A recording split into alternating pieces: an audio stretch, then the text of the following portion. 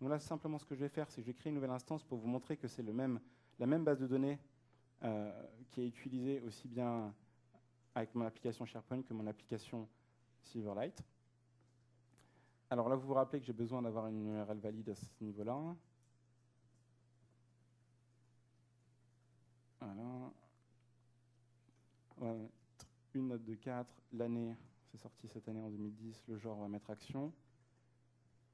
Et on va uploader justement un blob, puisqu'on gère aussi bien en lecture qu'en écriture les fichiers binaires. L'année de production, c'est 2009. Le directeur, c'est Guy Ritchie. Je vais sauvegarder cette entité, cette nouvelle instance. Donc là, c'est en train d'uploader. Ça va uploader l'ensemble. On voit effectivement dans ma grille SharePoint que j'ai ma nouvelle instance qui est créée. Si je rebascule dans mon application Silverlight et que je recharge mes films sans recharger ma page, on voit qu'effectivement, mon nouveau film est apparu et on retrouve le titre que j'ai saisi ainsi que le genre. Donc je vais m'arrêter là pour la démo. Merci beaucoup, Karl. Donc nous espérons que vous avez bien vu rapidement, hein, parce qu'il y a encore plein de choses à découvrir dans CodeFluent, c'est très vaste. En tout cas, vous avez vu qu'on pouvait faire dialoguer différentes couches graphiques au travers d'un modèle objet unique qui implémente des règles métiers, qui accède à des bases de données. Donc ça, on vous aura fait la même démonstration sur Oracle, ça n'aura rien changé. On aura même pu vous faire la liste sur du Excel, rajouter des données. Voilà. Donc là, je vais demander donc à Emmanuel Delétang, qui est DSI chez Mercer, de faire un témoignage sur l'utilisation de CodeFluent. Bonjour. Alors, je ne sais pas si beaucoup d'entre vous connaissent Mercer. Donc nous, on n'est pas du tout fabricant de technologie. On fabrique... 5 minutes, d'accord. On fabrique des systèmes... Enfin, on est une mutuelle. Voilà, donc on fabrique des contrats qui permettent de gérer vos frais de santé. Voilà. Pas du tout donc informatique. Alors, on a une équipe informatique interne qui doit développer justement des systèmes de gestion.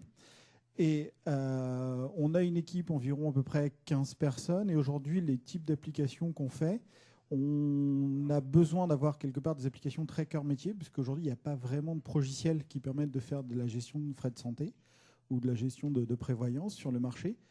Donc on a une partie cœur métier et on a une partie effectivement interface graphique où de plus en plus nos utilisateurs nous demandent d'avoir différentes couches, d'accéder via Excel, d'accéder via le web ou ces choses-là. Notre enjeu, il était assez important puisque nos utilisateurs ont un peu de mal quand même à définir aujourd'hui ce qu'ils veulent. Donc on avait un enjeu méthodologique, on avait un besoin d'agilité. Tout simplement, j'ai un cas vraiment précis. On a commencé à développer un logiciel et puis un jour, le métier est revenu et puis il m'a dit on a oublié dans la fiche client de rajouter le numéro de téléphone. Ça arrive tous les jours. On a juste rajouté le numéro de téléphone dans une entité, on a régénéré et automatiquement, le soir, ils avaient déjà, pour pouvoir référencer tout un certain nombre de personnes, l'interface graphique qui permettait de le faire. Donc tout ce qui était agilité, un besoin de structuration technique. On a donc deux grosses entités de développement, dont une qui fait tout ce qui est nouvelles technologies et du web et de Microsoft. Et une des principales caractéristiques, c'est qu'on a plusieurs applications. Alors on avait du 1.1, du 2.0, du 3.5. On a un petit génie qui veut nous faire du Silverlight avec du 4.0, mais en passant par du Link. Et résultat, quand il fait quelque chose, personne ne peut le reprendre. Donc ça, c'était un petit peu un des problèmes. Aujourd'hui, pour tout nouveau projet, on utilise CodeFluent, ce qui permet de générer effectivement toute une partie. Ça permet de la customiser, mais surtout sa structure. Ça veut dire que d'un point de vue intellectuel, n'importe qui a besoin de reprendre le code peut reprendre ce code-là. Donc ça, c'est vraiment tous les intérêts qu'on a vus. Alors, tout n'est pas rose quand même, rassurez-vous. On a observé donc un certain nombre de bénéfices que j'ai évoqués. Structuration du développement assuré par le produit, agilité sur les évolutions métiers. Gros souci qu'on avait, c'était tout ce qui était prédictibilité des chiffrages et productivité. C'est-à-dire que souvent, pour vendre un projet en interne, on dit c'est 30 jours ou 40 jours ou 50 jours. Puis au final, c'était plutôt 200 jours. Aujourd'hui, ce qu'on arrive, c'est surtout déjà à enlever l'effet tunnel.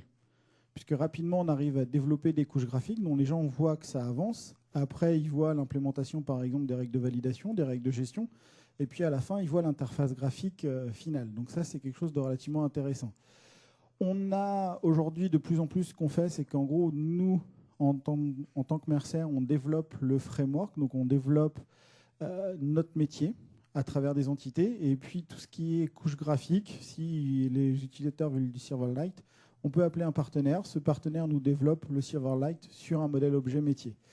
Ce qui est moins rose, ce qui a été moins rose pour nous, c'est quelque part un besoin. C'est un produit quand même qui est un peu complexe. Donc on a fait la formation standard et on s'aperçoit au final qu'on aurait besoin d'un petit peu de conseils ciblés notamment sur la conception.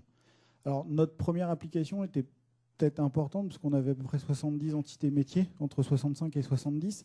Donc c'était quelque chose d'un petit peu complexe avec plein de relations 1N, NN, etc. Et là, sur la partie modélisation, on a fait quelques petites erreurs un petit peu au départ, donc on a dû reprendre. Et un petit peu plus de conseils nous aurait été bénéfique. Ensuite, on a vu un certain nombre dans le modeler, on a vu des choses pour créer du CFQL. Nous, on n'a pas eu la chance d'avoir le modeler, donc on l'a fait à la main. Et là, on a quelque part un manque de connaissance du langage. C'est-à-dire que des fois, on fait des choses en C# à côté dans une classe partielle qu'on pourrait faire directement en CFQL. Et là, il y a quelque part, il y avait, je l'avais remonté, un petit manque de documentation à l'époque sur le CFQL et un manque de connaissances, même au niveau de la formation. C'était juste une demi-journée, c'était relativement léger. Ensuite, donc, effectivement, nous, on a l'attente du concepteur graphique pour mieux appréhender notamment tout ce qui va être modification et puis pour tout ce qui est maintenance de nos applications métiers.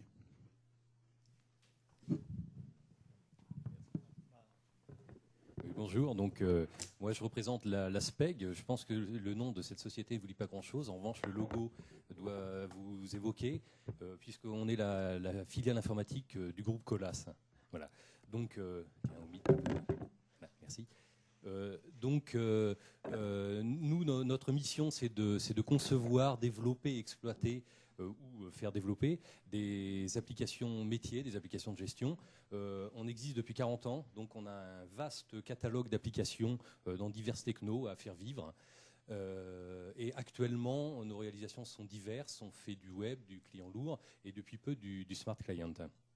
Donc de notre côté, ce qu'on cherchait à obtenir, c'était un gain en productivité au niveau des développements. On passe trop de temps sur du code à faible valeur ajoutée. C'est le cas de nos sous-traitants également. On voulait améliorer dès la production la robustesse du code, éviter, quand on rentre dans les phases de qualif, les nulles références exceptions et autres. Réduire la charge de qualification. Donc ça, c'est un mal nécessaire, mais c'est un point important dans les projets. Donc ces trois points sont en fait nativement adressés par un générateur de code, puisqu'on écrit moins. Et puis pour peu qu'il soit bon, il sort du code de qualité et donc on peut légitimement moins tester ce qui est généré parce qu'on fait confiance, justement, puisqu'il n'a pas été écrit à la main, par du copier-coller. D'autre part, la plateforme .NET est très puissante, très riche, mais justement, quand on veut faire des choses un peu subtiles, il y a besoin d'expertise. Et quand on a une équipe de développeurs, les nouveaux arrivants, il y a une courbe d'apprentissage, de montée en compétences. Donc on cherchait à simplifier ça également. Quand une application est stabilisée et que nos clients nous demandent de la faire évoluer, on les regarde toujours un petit peu avec crainte, de peur d'introduire des régressions, d'avoir beaucoup de remises en cause. Et puis enfin, j'évoquais qu'on a des applications anciennes pour lesquelles on doit, pour assurer de la continuité fonctionnelle, les réécrire. Et à chaque fois qu'on évoque de réécrire une application à partir de zéro, tout le monde saute au plafond.